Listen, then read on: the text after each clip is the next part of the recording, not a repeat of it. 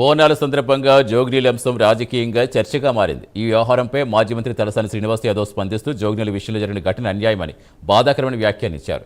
అమ్మవారి విగ్రహ ప్రతిష్ఠ అంశంపై ప్రభుత్వం ఆలోచించాలని సూచించారు. బోనాల పండుగ రాజకీయాలకు అతీతంగా జరిగే మహోత్సవం అని పేర్కొన్నారు.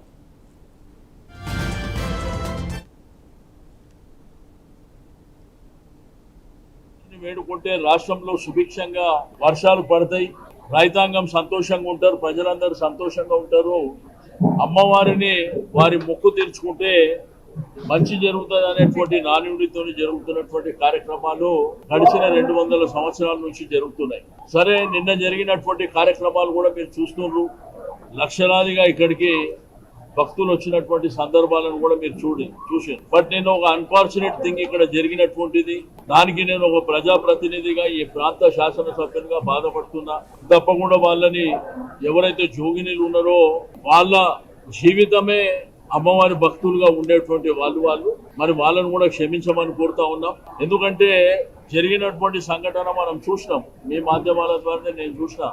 ఆ టైంలో నేను లేను ఇక్కడ. కాబట్టి ఇవన్నీ ఇంత పెద్ద జాతర లోపల మరి పోయి వాళ్ళకి అపశృతి జరగడం అనేది కూడా బాధాకరమైనటువంటి అంశం. దానికి చింతించడమే కాకుండా తప్పకుండా ఫర్దర్ గా ఫ్యూచర్ లో అటువంటి ఇబ్బందులు ఆటంకాలు లేకుండా